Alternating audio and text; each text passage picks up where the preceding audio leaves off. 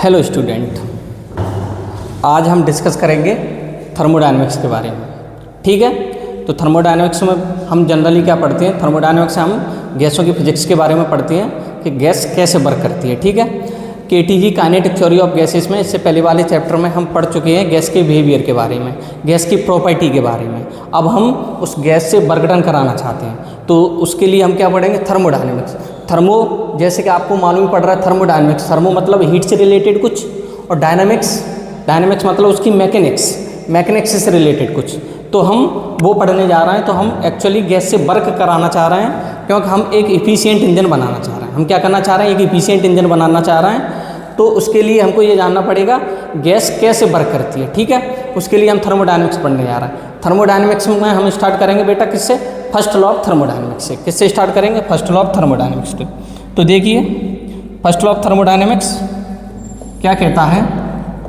किससे चालू करेंगे बेटा? First law of thermodynamics. First law of thermodynamics. First law of thermodynamics कुछ नहीं है, ये एनर्जी कंजर्वेशन की इक्वेशन है। ये क्या बेटा? एनर्जी कंजर्वेशन की इक्वेशन है। जैसे कि आपने पढ़ा है कि एनर्जी कंजर्व रहती है। एनर्जी को केवल एक फॉर्म से दूसरे फॉर्म में कन्वर्ट किया जा सकता है। एनर्जी को ना तो डिस्ट्रॉय किया जा सकता है, ना ही क्रिएट किया जा सकता है। केवल एक फॉर्म से दूसरे फॉर्म में क्या किया जा सकता है? एनर्जी को कन्वर्ट। तो हम ये जानना चाहेंगे फर्स्ट लॉ ऑफ थर्मोडायनेमिक्स क्या होता है। तो देखिए, मैं एक बेसिक सा अरेंजमेंट ले लेता हूँ, सबसे बेसिक सा अरेंजमेंट, सिलेंडर एंड पिस्टन का अरेंजमेंट। सबसे बेसिक अरेंजमेंट ले लेता हूँ बेटा मैं, सिलेंडर एंड पिस्टन का अरेंजमेंट। तो देखिए, मैं एक सबसे बेसिक अरेंजमेंट ले रहा हूँ। एक सिलेंडर बना रहा हूँ मैं,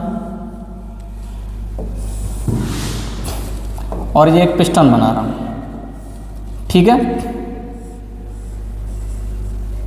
एक सिलेंडर और एक पिस्टन अरेंजमेंट ले रहा हूँ। ठीक है, एक सिलेंडर ले लिया और एक पिस्टन ले लिया। सबसे बेसिक अरेंजमेंट। और मान लीजिए इसमें कोई गैस भरी हुई है। ठीक है, इसमें कोई गैस भरी हुई है, और मैं क्या कर दे रहा हूँ? इसमें एक हीटर लगा दे रहा हूँ, इलेक्ट्रिक हीटर लगा दे रहा हूँ। एक इलेक्ट्रिक हीटर लगा दे रहा हूँ, और मैं क्या कर रहा हूँ? इस इलेक्ट्रिक हीटर की मदद से गैस को डेल्टा क्यू हीट सप्लाई कर रहा हूँ। गैस को मैंने डेल्टा क्यू हीट सप्लाई की, तो जैसे ही मैंने गैस को डेल्टा क्यू हीट सप्लाई की, तो क्या होगा? जैसे हीट सप्लाई की तो गैस की रैंडम मोशन बढ़ेगी, गैस के मॉलिक्यूल्स की रैंडम मोशन बढ़ेगी। तो क्या होगा? इसमें से जो डेल्टा क्यू हीट सप्लाई की है, इसमें से कुछ एनर्जी गैस अपने पास रख लेगी, क्योंकि गैस भी तो कुछ गर्म होगी। तो उसमें से क्या होगी? कुछ एनर्जी गैस अपने पास रख लेगी, और गैस के मॉलिक्यूल्स क्या कर रहे होंगे? इस पिस्टन पर जाकर प्रेशर का फोर्स लगा रहे होंगे, प्रेशर लगा रहे होंगे। उसकी वजह से फोर्स लग रहा होगा पिस्टन पर। तो क्या किया? जो डेल्टा क्यू थी उसमें से क्या किया? गैस ने कुछ एनर्जी अपने पास रख ली। तो गैस ने जो एनर्जी पास रख ली, मान लीजिए डेल्टा क्यू में से डेल्टा यू एनर्जी गैस ने अपने पास रख ली, जिसको हम बोलेंगे internal energy of the gas. और क्या किया? कुछ गैस ने वर्क डन किया, इस पिस्टन को कुछ डिस्प्लेस किया होगा, क्योंकि गैस के मॉलिक्यूल्स ने जाकर पिस्टन पर फोर्स लगाया होगा। तो मैंने माना गैस ने जो वर्क डन किया वो है dW। तो क्या हुआ है? बेसिकली हमने जो डेल्टा की हीट सप्लाई की है उसके दो टुकड़े हुए हैं। पहला पार्ट क्या है? कुछ एनर्जी इंटरनल एनर्जी की फॉर्म में गैस ने अपने पास रख ली और कुछ वर्क डन किया।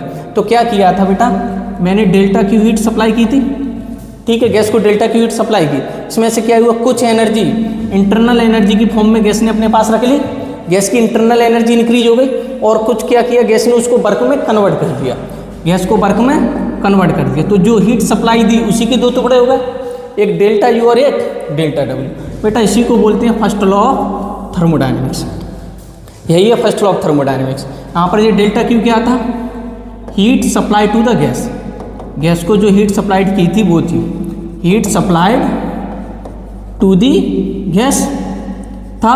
डेल्टा डब्ल्यू क्या था बेटा? यहाँ पर change in internal energy of the gas, change in internal energy, change in internal energy of the gas.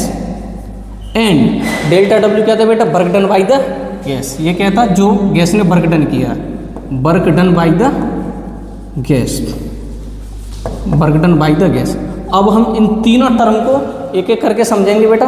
What is the delta Q, what is the delta U and what is the delta W. ठीक है, तो सबसे पहले हम देखेंगे what is the delta U. Delta U क्या है बेटा? Change in internal energy of the gas. सबसे पहले हम डी यू के बारे में समझेंगे। तो डी यू क्या था, केटीजी में मैंने इसका डेरिवेशन कराया था, जो डी यू क्या था वो तो क्या बेटा, डी यू मैंने आपको निकाला था जो चेंज इन इंटरनल एनर्जी थे, इसको ऐसे भी लिख सकते हैं डेल्टा यू, ये क्या आया था N F R delta T by 2। इसको याद रखने का तरीका है नफरत बट्टे 2, नफरत बट्टे 2। एन क्या है यहाँ पर नंबर ऑफ मोल्स, एफ क्या है डिग्री ऑफ फ्रीडम, आर क्या है यूनिवर्सल गैस कांस्टेंट और डेल्टा टी क्या है टेम्परेचर में कितना डिफरेंस है। ये इंटरनल एनर्जी का फंक्शन हमारे पास आ गया था। अब मैं ये देखना चाह रहा हूँ इंटरनल एनर्जी किस किस चीज़ पर डिपेंड कर रही है। तो आप देख रहे हो इंटरनल एनर्जी टेम्परेचर का फंक्शन है, क्यों नंबर ऑफ मोल्स फिक्स होंगे, डिग्री ऑफ फ्रीडम फिक्स होगी, आर भी फिक्स होगा। तो अगर अपन टेम्परेचर चेंज करेंगे तो इंटरनल एनर्जी भी चेंज होगी कि नहीं होगी गैस की। तो देखिए मैं क्या कर रहा हूँ, इसके लिए मैं इसको आपको पीवी डायग्राम से समझाता हूँ और अच्छे तरीके से कि इंटरनल एनर्जी क्या है। मान लीजिए ये पीवी, मान लीजिए ये एक स्टेट थी कोई 1, यहाँ पर इसका गैस का प्रेशर P, वॉल्यूम V1, और मान लीजिए ये कोई स्टेट 2 है, यहाँ पर बेटा गैस का प्रेशर P2 और वॉल्यूम कितना है V2। तो इसके करस्पॉन्डिंग कुछ ना कुछ टेम्परेचर होगा। मान लीजिए यहाँ का प्रेशर P1 V1 और टेम्परेचर हो गया T1, यहाँ का pressure P2 volume V2 and temperature हो गया T2। ये आइडियल गैस इक्वेशन से हम PV इक्वल्स टू nRT लगाकर यहाँ और यहाँ का टेम्परेचर निकाल सकते हैं इजीली। ठीक है, तो अगर बताइए 1 पॉइंट से 2 पॉइंट पर जाने के लिए हमारे पास कितने रास्ते हैं, देयर आर इनफाइनाइट वेज। 1 से 2 पर जाने के लिए बेटा कितने रास्ते हैं, इनफाइनाइट रास्ते। मान लीजिए मैं ऐसे भी जा सकता हूँ, मैं ऐसे घूम फिर के भी जा सकता हूँ। मान लो पहला पाथ ये रहा, सेकंड पाथ ये रहा, मैं ऐसे गया ऐसे गया ऐसे गया ऐसे गया फिर ऐसे गया, ऐसे भी जा सकता हूँ। ऐसे इनफाइनाइट रास्ते हैं बेटा 1 से 2 पर जाने के। तो एक चीज़ बताइए, मैं किसी भी रास्ते से जाऊँ, मैं एक स्टेट से दूसरी स्टेट पर जा रहा हूँ, यहाँ का टेम्परेचर T1 और यहाँ का टेम्परेचर T2 है, तो मैं ऐसे जाऊँ या ऐसे जाऊँ ऐसे जाऊँ, इनिशियल टेम्परेचर T1 और फाइनल टेम्परेचर T2 ही मिलने वाला है। किसी भी पाथ से जाऊँ तो यहाँ से मैं क्या बोल सकता हूँ, आप किसी भी पाथ से जाइए, इंटरनल एनर्जी पाथ पर डिपेंड नहीं कर रही है। किस पर डिपेंड कर रही है, initial state and final state. Initial state और फाइनल स्टेट पर कितना टेम्परेचर उस पर डिपेंड कर रही है। इसको कोई लेना देना नहीं है, आप किसी भी पाथ से जाएं।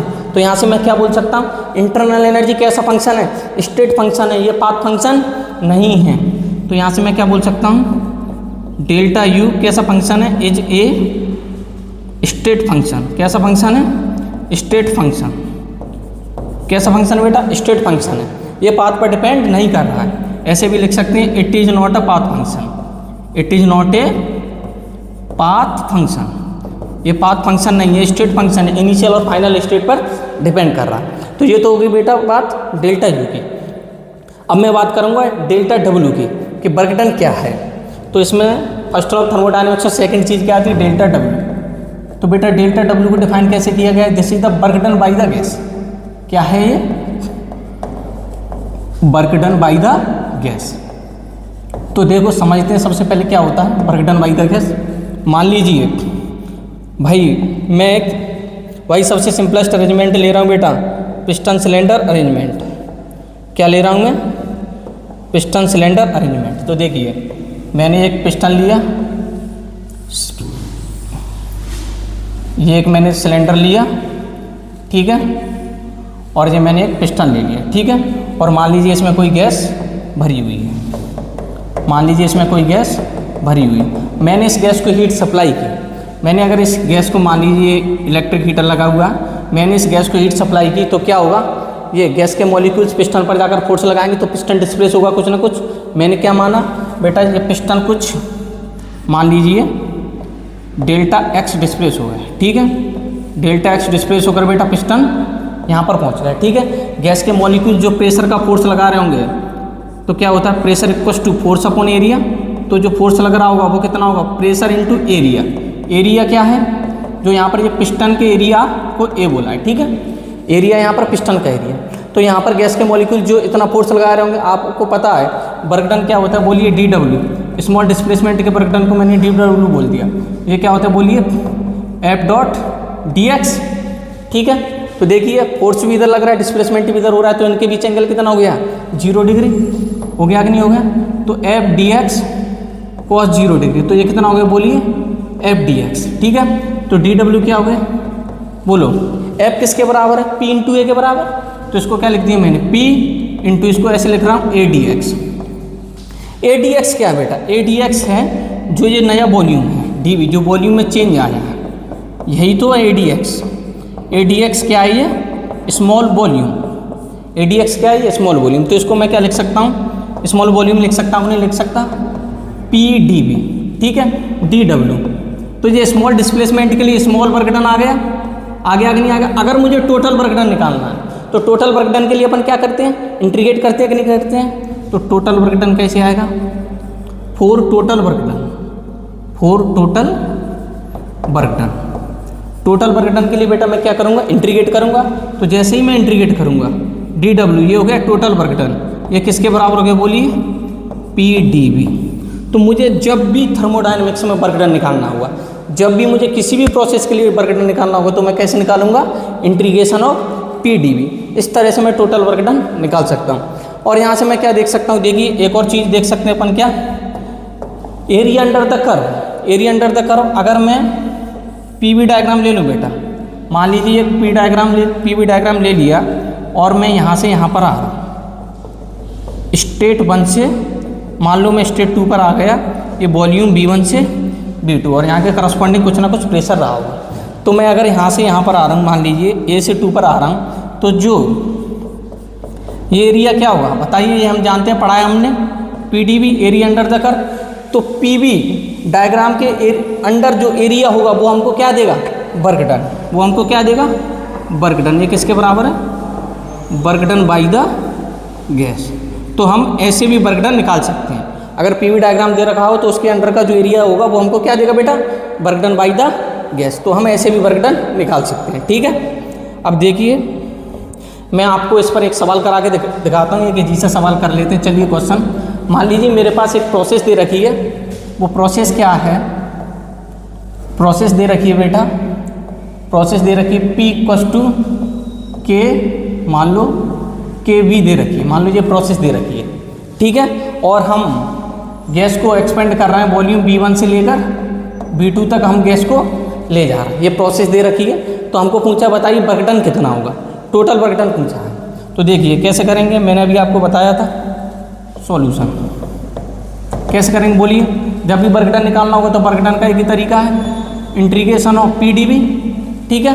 के यहाँ पर कांस्टेंट है, V वॉल्यूम है, P प्रेशर है। तो P को मैं यहाँ KV लिख सकता हूँ, नहीं लिख सकता बोलिए। P को लिख दिया बेटा KV इंटू DV। और बताइए कहाँ से कहाँ तक ले जा रहे हैं, लिमिट V1 से V2, ठीक है। तो देखिए K कांस्टेंट, इसको बाहर ले लिया, इंटीग्रेशन B का इंटीग्रेशन क्या होगा बोलिए, V²/2। यहाँ से क्या लिखूँगा मैं, V1 से V2, ठीक है। मैं लिमिट पुट कर रहा हूँ तो बोलिए क्या हो जाएगा, K/2, ये क्या हो गया बोलिए, V1 से V2 स्क्वायर माइनस के V1 उसके जूल, इतना क्या आ गया बेटा, वर्क डन। ये वर्क डन आ गया कि नहीं आ गया, ये वर्क डन आ गया। अब देखिए यहाँ से अपन कुछ चीज़ें जानेंगे, क्या ध्यान देना। यहाँ से अब मैं क्या बोल सकता हूँ, देखिए जो कि वर्क डन आया है W = K/2, इसको मैं क्या लिख सकता हूँ, देखिए V2 + के V1 इंटू V2 - के V1 लिख सकता हूँ, नहीं लिख सकता। इफ़, ध्यान देना, if V2 greater than V1 है, तो देखिए ये टर्म पॉजिटिव, और V2 ग्रेटर देन V1 है तो ये भी पॉजिटिव। तो बताइए वर्क डन भी क्या आ जाएगा, वर्क डन भी क्या आ जाएगा बेटा, positive. If V1 greater than V2 हो गया तो बताइए ये तो पॉजिटिव है, और V1 ग्रेटर देन हो गया तो ये वाला टर्म नेगेटिव हो जाएगा, तो ये टोटल क्वांटिटी क्या हो जाएगी, नेगेटिव। तो यहाँ से बोलिए वर्क डन क्या हो गया, वर्क डन हो गया क्या, नेगेटिव। तो यहाँ से हम क्या देख सकते हैं, जो गैस वर्क डन कर रही है वो पॉजिटिव भी हो सकता है और नेगेटिव भी हो सकता है। तो हम कैसे पता करेंगे कौन सा वर्क डन पॉजिटिव है एंड कौन सा वर्क डन नेगेटिव है। तो चलिए पता करते हैं, कैसे पता करेंगे कौन सा वर्क डन पॉजिटिव है एंड कौन सा वर्क डन नेगेटिव है। तो इसके लिए हमने पाया, अगर ध्यान दो पिस्टन सिलेंडर अरेंजमेंट से भी समझ सकते हैं इस चीज़ को। देखिए कैसे, मान लीजिए ये पिस्टन है और ये सिलेंडर है और इसमें कुछ गैस भरी हुई है। तो देखिए अगर गैस वर्क डन कर रही है, गैस वर्क डन कर रही है, मान लो गैस ऐसे, गैस के मॉलिक्यूल्स ऐसे फोर्स लगा रहा है, तो बताइए इस पिस्टन का डिस्प्लेसमेंट इधर होगा कि नहीं होगा। मान लीजिए पिस्टन का डिस्प्लेसमेंट इधर हो गया x, तो बताइए फोर्स भी इधर लग रहा है, डिस्प्लेसमेंट भी इधर हो रहा है, तो डिस्प्लेसमेंट और फोर्स दोनों की डायरेक्शन में, तो cos 0 की वैल्यू होगी 1, तो वर्क डन क्या होगा पॉजिटिव, वर्क डन क्या होगा पॉजिटिव। लेकिन इसी में मैं क्या करूं, इसी प्रोसेस में बेटा अगर मैं यहाँ से बाहर से कोई फोर्स लगाऊं, बाहर से फोर्स लगाकर क्या करूं, इसको कंप्रेस कर दूं गैस को कंप्रेस कर दिया, तो देखिए बताइए डिस्प्लेसमेंट इधर हो रहा है x डिस्प्लेस कर दिया और गैस फोर्स किधर लगा रही है, इधर लगा रही है कि नहीं लगा रही, गैस के द्वारा लगाई हो फोर्स तो इधर ही होगा। तो बताइए अब दोनों में एंगल कितना हो गया 180 डिग्री, तो cos 180 की वैल्यू क्या होती है नेगेटिव, तो वर्क डन क्या हो जाएगा नेगेटिव। तो यहाँ से एक इंपॉर्टेंट रिजल्ट आता है जिसको अपन को याद रखना है। अगर एक्सपेंशन हो रहा है, इफ गैस एक्सपेंड, अगर गैस एक्सपेंड कर रही है, इफ गैस एक्सपेंड, अगर गैस एक्सपेंड कर रही है तो हम क्या बोलेंगे वर्क डन क्या होगा, वर्क डन बाई गैस हो जाएगा बेटा पॉजिटिव। और अगर गैस कंप्रेस कर रही है, इफ गैस कंप्रेस्ड, कंप्रेशन हो रहा है, इफ गैस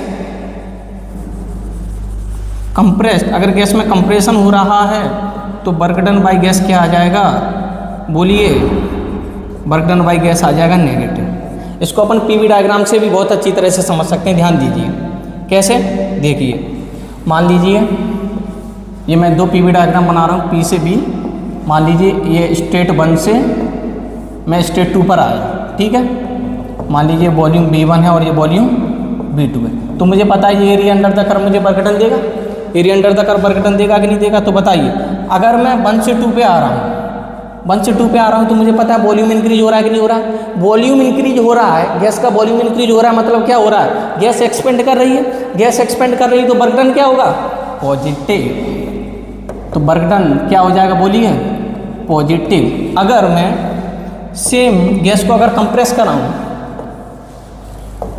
मान लीजिए ये और P गैस को मान लीजिए अगर कंप्रेस करा रहा हूँ, ये मान लीजिए स्टेट 1 से मैं 2 पर आ रहा हूँ और B1 से B2, ध्यान देना, और मैं ऐसे गए, ठीक है। अब देखिए B2 से B1, तो बताइए वॉल्यूम कम हो रहा है कि नहीं हो रहा है, वॉल्यूम कम हो रहा है मतलब गैस क्या हो रही है कंप्रेस, गैस कंप्रेस हो रही है, तो बताइए वर्क डन क्या हो गया नेगेटिव। तो बेटा वर्क डन क्या हो गया negative, work done by gas क्या हो गया नेगेटिव। ये आपको समझ में आ गया होगा कि कब गैस के वर्क डन को पॉजिटिव लेना है, कब नेगेटिव लेना। अगर गैस एक्सपेंड कर रही है तो वर्क डन होगा पॉजिटिव, और गैस अगर कंप्रेस हो रही है तो वर्क डन होगा नेगेटिव, ठीक है। चलो इस पर एक और इजी सवाल कर लेते हैं। कभी कभी क्या होता है सवालों में गैस के बारे में कोई इन्फॉर्मेशन नहीं दे रखी होती, तो सवाल को कैसे टैकल करेंगे, तो उसमें जनरली अपन क्या करेंगे बेटा, जब इन्फॉर्मेशन ना दे रखी हो तो अपन पिस्टन का एफबीडी बनाते हैं और पिस्टन का एफबीडी बनाकर वर्क एनर्जी थ्योरम अप्लाई करने की कोशिश करते हैं, ठीक है। तो देखिए एक और क्वेश्चन कर लेते हैं, इजी सा सवाल कर लेते हैं। मान लीजिए भाई पिस्टन सिलेंडर अरेंजमेंट है और अब इसको स्प्रिंग लोडेड कर रखा है, स्प्रिंग लोडेड कर रखा है, ठीक है। ये स्प्रिंग कांस्टेंट के दे रखा है और इसकी नेचुरल लेंथ मान लो दे रखी है N0, ठीक है। अभी रिलैक्स स्टेट में है, पिस्टन क्या है बेटा रिलैक्स्ड स्टेट में। अब क्या किया गया, अगर इसको मैंने गैस x एक्सपेंड हो गई, मान लीजिए गैस कितनी एक्सपेंड हो गई x एक्सपेंड हुई, ये x एक्सपेंड हुई, तो पूछ रहा है बताइए वर्क डन बाई गैस क्या होगा। तो हम वर्क डन बाई गैस अब कैसे निकालेंगे, तो देखिए अब इसमें गैस के बारे में कोई इन्फॉर्मेशन नहीं दिख रही, आपको पता है, ठीक है, लेकिन वर्क डन बाई गैस पूछा है क्या होगा। तो देखो क्या हो रहा होगा, अगर मैं पिस्टन को देखूँ, मैं पिस्टन का बीडी बनाऊंगा और वर्क एनर्जी थ्योरम लगाऊंगा। तो वर्क एनर्जी थ्योरम क्या होती है, सबसे पहले वर्क एनर्जी थ्योरम होती है बेटा work done by all forces equals to the change in the kinetic energy, work done by all forces equals to the change in the kinetic energy, ये होती है वर्क एनर्जी थ्योरम, ठीक है, जो कि अपन ने वर्क एनर्जी चैप्टर में पढ़ी है, वर्क एनर्जी थ्योरम, ठीक है। और इस पिस्टन को स्लोली ले जाया जा रहा है, ठीक है, स्लोली ले जाया जा रहा है। तो देखिए अगर मैं इस पिस्टन का एफबीडी बनाऊँ, work done by the gas पूछा मुझे, work done by the gas क्या होगा, तो इधर एटमॉस्फेरिक प्रेशर होगा, एटमॉस्फेरिक प्रेशर बोलिए P0, और इसका एरिया A है, तो इधर से फोर्स लग रहा होगा, बोलिए P0 इंटू A, ठीक है। इधर से गैस के द्वारा फोर्स लग रहा होगा कुछ ना कुछ, गैस भी वर्क डन कर रही होगी। और बताइए स्प्रिंग में भी पोटेंशियल एनर्जी स्टोर हुई होगी नहीं होगी, स्प्रिंग भी तो कुछ ना कुछ वर्क डन कर रही होगी। तो बताइए यहाँ पर वर्क डन कौन कौन कर रहा है, एटमॉस्फेरिक प्रेशर के द्वारा वर्क डन हो रहा है, ठीक है, एटमॉस्फेयर द्वारा हो रहा है, स्प्रिंग के द्वारा हो रहा है और गैस के द्वारा हो रहा है। और इसको धीरे धीरे ले जा रहा है तो काइनेटिक एनर्जी धीरे धीरे ले जा रहा है, तो वेलोसिटी टेंडिंग टू जीरो है, तो काइनेटिक एनर्जी फाइनल भी जीरो और इनिशियल भी जीरो। तो बताइए कौन कौन वर्क डन कर रहा है, वर्क डन बाई एटमॉस्फेयर कर रहा है, plus work done by spring force कर रहा है, स्प्रिंग कर रही है, प्लस वर्क डन बाई कौन कर रहा है, गैस, जो कि हमको पूछा work done by gas equals to क्या होगा बोलिए, काइनेटिक एनर्जी फाइनल माइनस के काइनेटिक एनर्जी इनिशियल।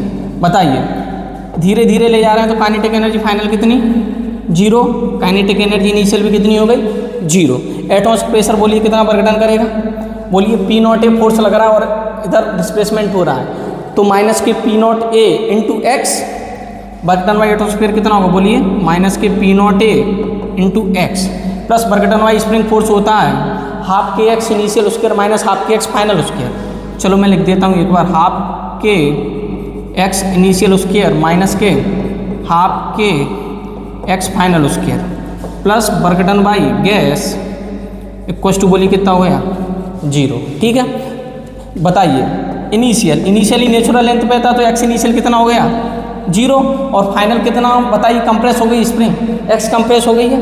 तो देखिए क्या लिख सकता हूँ अब आगे मैं, माइनस के पी नॉट ए माइनस के हाफ के, अब स्प्रिंग कितनी कंप्रेस हो गई, एक्स स्क्वायर प्लस के वर्क डन बाई गैस कितना हो गया बोलिए, जीरो। तो यहाँ से वर्क डन बाई गैस मैं इजीली क्या लिख सकता हूँ बोलिए, वर्क डन बाई गैस हो गया बेटा पी नॉट ए एक्स प्लस के हाफ के एक्स स्क्वायर। आपको ये चमक गया होगा कि indirectly work done by the gas कैसे निकालते हैं। इस तरह से हम indirectly work done by the gas निकालते हैं। अब चलिए अब हम ये देखेंगे बेटा वर्क डन स्टेट फंक्शन है या पाथ फंक्शन। जैसे अपन ने देखा था इंटरनल एनर्जी कैसा फंक्शन था, internal energy is the state function. अब अपन वर्क डन की बात करेंगे। तो देखिए वर्क डन स्टेट फंक्शन है या पाथ फंक्शन, ध्यान दीजिए इसको पीवी डायग्राम से समझना बहुत आसान है। मान लीजिए एक पीवी डायग्राम में मैं किसी स्टेट 1 से एक मान लीजिए किसी स्टेट 2 पर आ रहा हूँ, तो 1 से 2 पर आने के बोलिए कितने रास्ते, इनफाइनाइट रास्ते 1 से 2 पर आने के। मान लीजिए एक तो मैं ऐसे आया, दूसरा में मान लीजिए ऐसे आ जाओ, तीसरा में ऐसे आया, फर्स्ट सेकंड और थर्ड। ये आने के तरीके बेटा स्टेट 1 से स्टेट 2 पर, B1 से लेकर B2, ठीक है। तो बताइए वर्क डन तीनों प्रोसेस में सेम होगा या अलग अलग होगा। हम एक पॉइंट से दूसरे पॉइंट पर आ रहे हैं अलग अलग प्रोसेस से, मतलब अलग अलग पाथ से। तो आप देख रहे हैं हमने पढ़ा था कि जो एरिया अंडर द कर्व जिसके अंडर ज़्यादा होगा उसका वर्क डन ज़्यादा होगा। तो सबसे ज़्यादा वर्क डन किस में हो रहा है बोलिए, एरिया अंडर द कर्व किसके सबसे ज़्यादा है। इस सेकंड वाले के नीचे देखिए इतना एरिया है, इस फर्स्ट वाले के नीचे इतना एरिया, और इस थर्ड वाले के नीचे ये वाला एरिया, ठीक है। फर्स्ट सेकंड एंड थर्ड, इस थर्ड वाले के नीचे ये वाला एरिया। तो बताइए वर्क डन सबसे ज़्यादा किस में होगा, जिसके अंदर एरिया अंडर द कर्व ज़्यादा होगा उसका वर्क डन ज़्यादा होगा। तो सबसे ज़्यादा वर्क डन किसका है बोलिए, सेकंड प्रोसेस में सबसे ज़्यादा वर्क डन है। फिर फर्स्ट प्रोसेस में सबसे ज़्यादा और सबसे कम वर्क डन किस में है, थर्ड प्रोसेस में। तो एक चीज़ बताइए, अगर मैं एक स्टेट से दूसरी स्टेट पर जा रहा हूँ तो वर्क डन अलग अलग आ रहा है या सेम। आप देख सकते हो वर्क डन अलग अलग आ रहा है। इसका मतलब क्या हुआ, वर्क डन इस चीज़ पर डिपेंड कर रहा है कि अपन किस पाथ से जा रहे हैं। तो वर्क डन कैसा फंक्शन हो गया, work done is a path function. ये इनिशियल एंड फाइनल स्टेट पर डिपेंड नहीं कर रहा है, ये डिपेंड कर रहा है बेटा अपन किस पाथ से जा रहे हैं। तो यहाँ से ये इंपॉर्टेंट रिजल्ट आता है, वर्क डन इज ए बताइए कौन सा फंक्शन हो गया, पाथ फंक्शन। ये पाथ पे डिपेंड कर रहा है, कौन सा फंक्शन है, पाथ फंक्शन। वर्क डन कैसा फंक्शन हो गया बेटा, पाथ फंक्शन, क्योंकि ये पाथ पे डिपेंड कर रहा है। ये बात होगी वर्क डन की। लास्ट टर्म बचा हुआ है डेल्टा क्यू। तो देखिए डेल्टा क्यू क्या होता है, ध्यान दीजिए डेल्टा क्यू है heat supplied to the gas. क्या है, heat supplied to the gas. Delta Q क्या है, heat supplied to the gas. तो डेल्टा क्यू को जो डिफाइन किया गया, डेल्टा क्यू को बड़े लोगों ने कैसे डिफाइन किया, delta Q equals to N C process into delta T. N क्या है यहाँ पर, नंबर ऑफ मोल्स, और ये क्या है specific heat capacity of the gas, और डेल्टा की टी क्या है टेम्परेचर डिफरेंस। इस तरह से डिफाइन किया गया डेल्टा क्यू को। तो देखते हैं डेल्टा क्यू पाथ फंक्शन है या स्टेट फंक्शन। देखिए फर्स्ट लॉ ऑफ थर्मोडायनेमिक्स में मुझे पता है delta Q equals to delta U plus delta W. अब बताइए एक स्टेट से दूसरी स्टेट पर जाएंगे, आप किसी भी पाथ से जाएं तो डेल्टा यू तो क्या रहने वाला है बोलिए सेम, बट डेल्टा डब्ल्यू क्या हो जाएगा चेंज, क्योंकि ये तो पाथ फंक्शन है। जैसे ही आप पाथ चेंज करोगे डेल्टा डब्ल्यू चेंज हो गया, ये सेम रहा ये चेंज हो गया, तो ये ओवरऑल क्वांटिटी क्या हुई चेंज, और इन दोनों का समेशन ही क्या है डेल्टा क्यू, तो डेल्टा क्यू भी क्या हो जाएगा चेंज। तो इससे मैं क्या बोल सकता हूँ डेल्टा क्यू कौन सा फंक्शन हो गया बोलिए delta Q is a path function. कौन सा फंक्शन हो गया delta Q is a path function. ये भी कैसा फंक्शन है पाथ फंक्शन। डेल्टा क्यू बोलिए कैसा फंक्शन हो गया पाथ फंक्शन, ये भी पाथ पर डिपेंड करता है, तो डेल्टा क्यू पाथ फंक्शन हो गया। तो देखिए डेल्टा क्यू पॉजिटिव और नेगेटिव कैसे होगा, ध्यान देना ये बहुत इंपॉर्टेंट चीज़ है। डेल्टा क्यू अगर heat supply to the gas, if अगर अपन बाहर से गैस को हीट सप्लाई कर रहे हैं तो अपन बोलेंगे डेल्टा क्यू क्या है positive. If heat supplied to the gas, heat supplied to the gas, अगर अपन गैस को बेटा हीट सप्लाई कर रहे हैं तो हम क्या बोलेंगे डेल्टा क्यू क्या है पॉजिटिव। और अगर heat rejected by the gas, अगर गैस क्या हो रही है हीट को रिजेक्ट कर रही है तो अपन क्या बोलेंगे delta Q is negative. If heat rejected by the gas, अगर गैस हीट रिजेक्ट कर रही है तो अपन क्या बोलेंगे डेल्टा क्यू क्या होगा नेगेटिव। एक कन्फ्यूजन से दूर रहना, इसको देखकर ऐसा लगता है अगर टेम्परेचर इंक्रीज हो रहा है तो डेल्टा क्यू पॉजिटिव, ये गलत है। और टेम्परेचर डिक्रीज हो रहा है तो डेल्टा क्यू नेगेटिव, ऐसा नहीं होता। डेल्टा क्यू पॉजिटिव का मतलब एक ही होता है बेटा कि अपन क्या कर रहे हैं गैस को हीट सप्लाई कर रहे हैं, और डेल्टा क्यू नेगेटिव का मतलब क्या होता है बेटा अपन क्या कर रहे हैं गैस हीट रिजेक्ट कर रही है।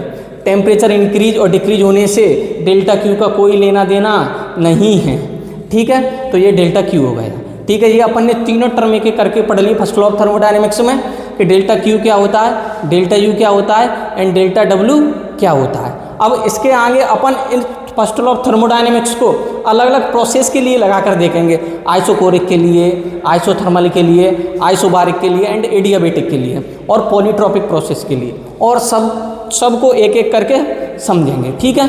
जैसे अपन सब प्रोसेस को पढ़ लेंगे तो सब प्रोसेस की हेल्प से अपन एक इंजन बनाना चाहते हैं। क्या करना चाहते हैं एक इंजन बनाना चाहते हैं, एक इफिशिएंट इंजन बनाना चाहते हैं जिसकी इफिशिएंसी क्या हो बेटा ज़्यादा हो। क्योंकि अपन क्या करना चाहते हैं गैस से बर्तन कराना चाहते हैं, तो अपन गैस से ऐसा इंजन बनाना चाहते हैं कि कम इनपुट दें और ज़्यादा आउटपुट मिले। तो इस फर्स्ट लॉ ऑफ थर्मोडायनेमिक्स को सब प्रोसेस के लिए लगा कर देखेंगे और उन प्रोसेस के थ्रू हम एक इंजन बनाना चाहते हैं, ठीक है। This is the application of first law of thermodynamics. Okay bye.